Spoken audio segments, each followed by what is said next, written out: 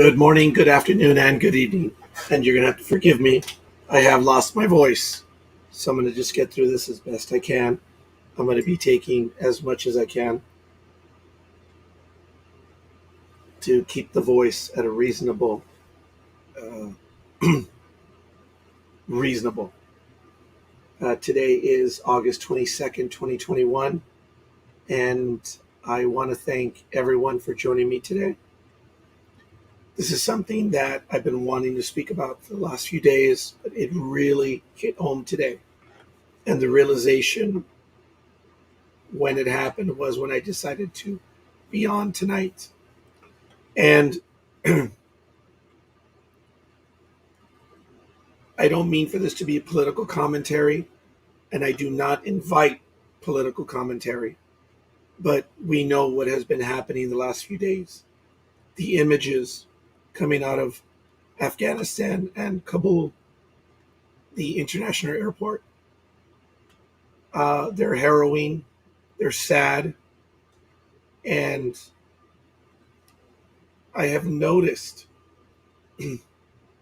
on my own activity on social media and in the world. I've been out and about, and there's a sadness everywhere. And a lot of it is out of the images that happened this week. Some 40 years ago, in a jungle in Southeast Asia, we've seen similar images. And as a nation, we did not end, we did not cease, we did not fall or fail. We did not cease to exist as many thought we would. And in some ways, we are still paying the price of that time. But now we have the images, and I'm going to go to a few. Or let me back up a little bit. When I said there was no political commentary, we want to know where we came from. And it didn't begin here, but it's where we took our first steps to be involved in Afghanistan. You know the images. And we are nearing the 20th anniversary to this fateful and absolutely horrendous day. Sports Talk with the Guys is on Saturday mornings, and once or twice before, when the anniversary is at that time, we are not on. I do not see it as a thing that we need to do. It's we're irreverent, and while memorials are going on in New York, Sports Talk with the Guys is not on. And this 11th of September, we will not be on at that time. We never have programming on during the memorial hours. But this is not a commentary of 9/11. This is something that I've realized, and I'm noticing it. It is affecting all of us because it is us as a nation that is enduring this. I never served, and I do not pretend otherwise. But I know many people that do. Because I have friends and family, compatriots that have served, I have a reminder which I carry, and I was unable to find it today. I have a Navy ring, and people mistake me for being in the service because of it, and I readily correct them. It is not why I wear it. It is a reminder to me of what we are doing. The images that set me off this week were these. You recognize the ones. The one below is Saigon, and the one above is Kabul.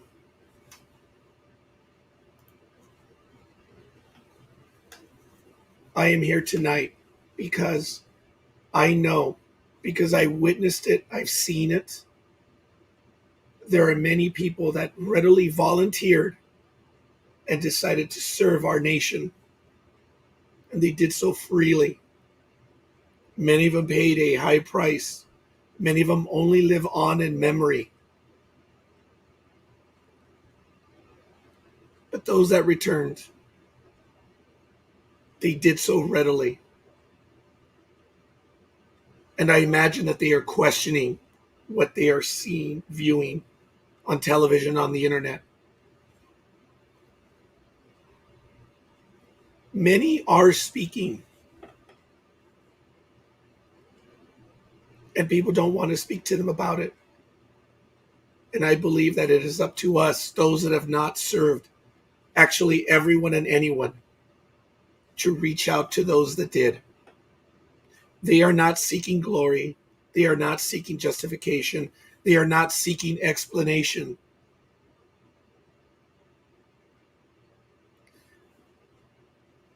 I do not know what they are seeking, but they are asking.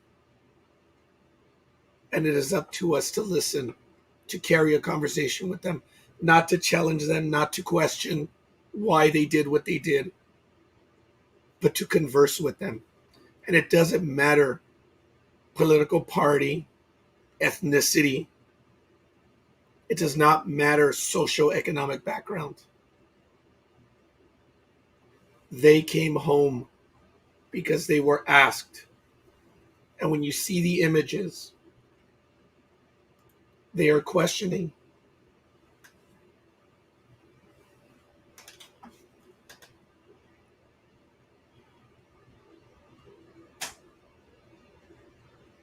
The ones that I'm concentrating on are those that we know that served and are not speaking. Those are the ones that we need to really pay attention to.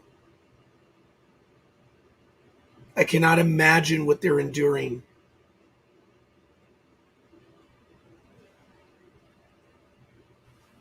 Thank you, Drill Sergeant 66.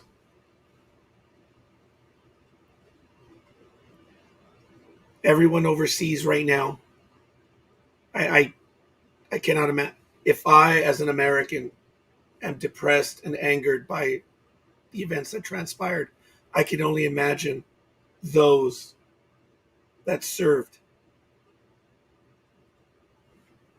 I spoke to two over the weekend, and I did my best to just shut my mouth. I go on and on and on. I speak too much. And they weren't asking me to define, they weren't asking me to give them reason. They wanted to speak to someone. And that was it. And that is a good thing. And again, they do not seek praise, they do not seek glory, but they wonder how the events transpired. And I imagine that will consume us for some time. It happened again. Saigon in 75 and now Kabul. This is not a political commentary. This is for us. We need to reach out to those that served and suffer in silence.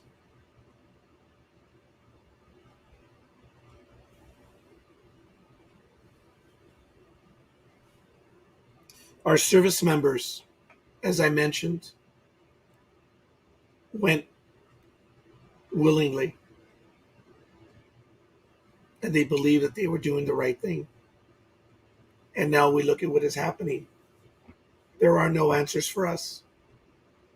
And it's not an issue whether we are complicit, whether we did the right thing or the wrong thing. We did what we did. But now it is time to reach out to those that did serve. Some don't want anything. But the ones that suffer in silence, I believe those are the ones that we need to reach out to. And it doesn't matter if you know them or not. They just need to be acknowledged. And actually, they don't need to be acknowledged. They're not weak in any way. But I believe it is our call now to reach out to them and to be there, to listen, And I invite everyone and anyone who wishes to spend time with me on air to share your questions, your thoughts, maybe even your anger. I would be open to that. I do not know how often I will be on this week, but I will make time as best I can. And I will ask other hosts that are on the program to do the same. And maybe we can all move forward. I do not pretend to know or to understand what our service members are going through. But I want them to know that I, along with millions of others, will. You can't keep this in. You can't keep it bottled up. More harm will come.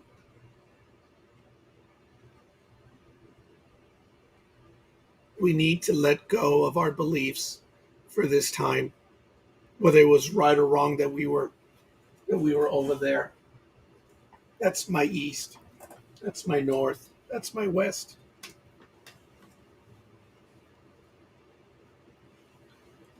The images that we saw are so sad. As I mentioned, that one, the scenes at the airport. These are images that I borrowed from the internet.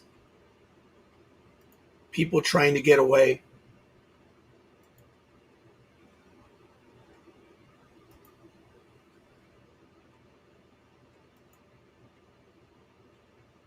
They're real.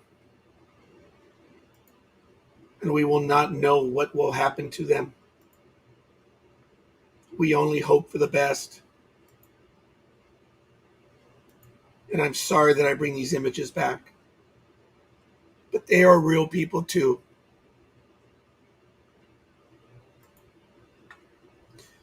In this image, you can see thousands of people at the airport.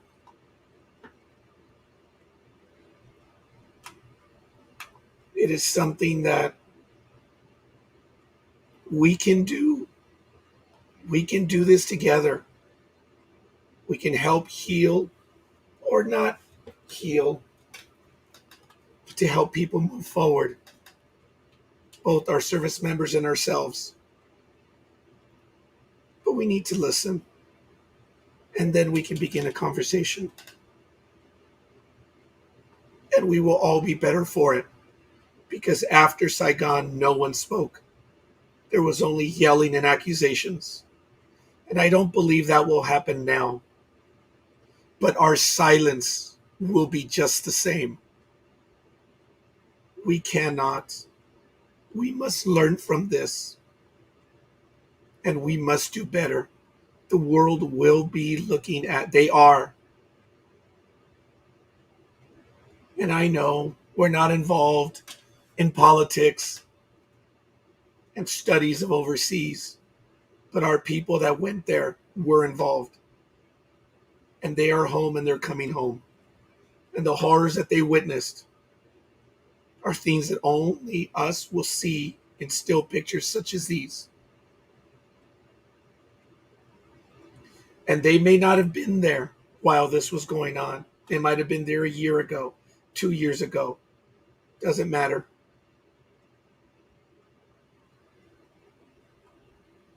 No one will have sympathy for us or for those that served outside of the United States.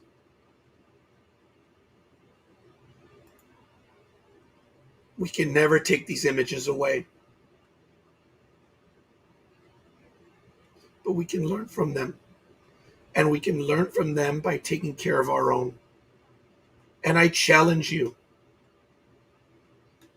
as much as you remember that day, you need to remember this day. And you can do so not by leading a war cry or wanting revenge. You can begin by reaching out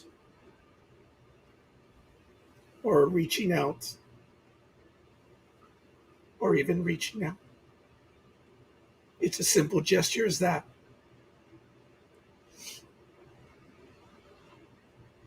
We can do this.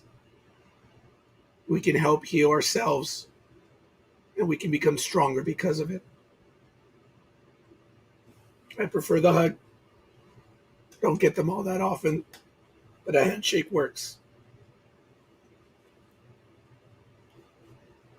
We can do this, and I invite you to do so. And I thank you for your time. I thank you for spending with me today. I thank you, Joshua, Tony, Patty, and Cindy. Thank you. Drill Sergeant 66.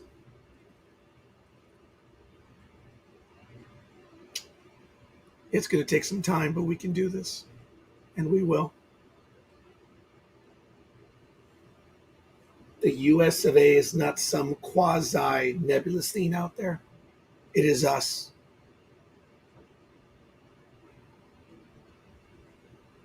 We can do it. I'm going to stay on for a short while. If anyone desires to join me, anyone who has witnessed the events and wishes to talk about it, anyone that served and wishes to have a conversation, I'll do my best to listen.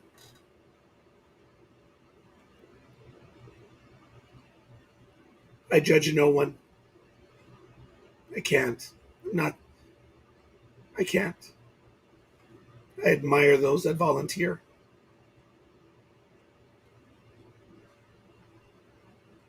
I'm proud of them. If I were anyone to be in such a position to be, I am proud of them. I missed my opportunity. No excuses. I didn't go. I have friends and classmates that went, and I admire them. I respect them.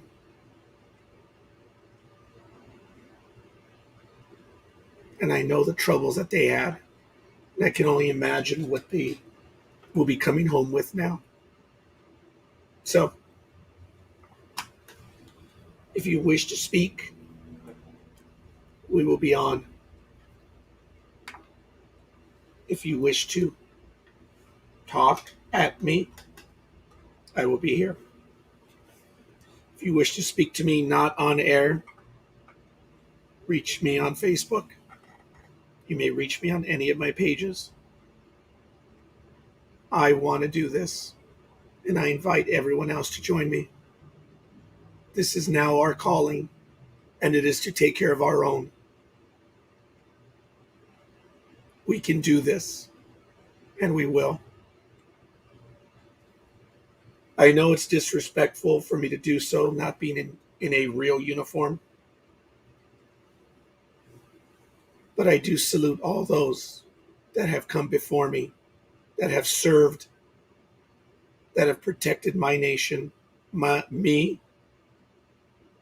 all those that I care for, and are caring for those that are in need overseas. My love and my admiration. And if I can do anything, I will. Please do not take this in a disrespectful manner. For one, I appreciate the thin green line.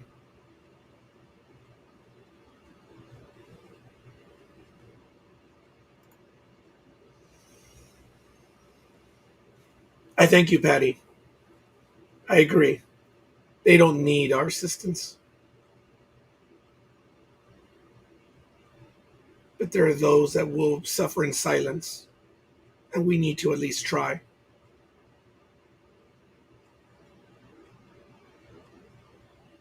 And it's not only our nation.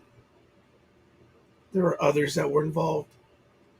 And we're not even speaking of the people in Afghanistan. It's not a political commentary, but it is an activist point of view. We can do this. I challenge you all. It could be someone you know, and it could be someone you don't. Even those that suffer on the street. they are individuals too. This will be the last time I admit it. I did reach out to someone that was on the street. It was very difficult. Very, very difficult. But I did it. And it wasn't even in my town either. I don't think I'll ever see that person again. And they spoke to me for a few minutes. They did raise their voice once or twice, but that was it. And they had served in Afghanistan.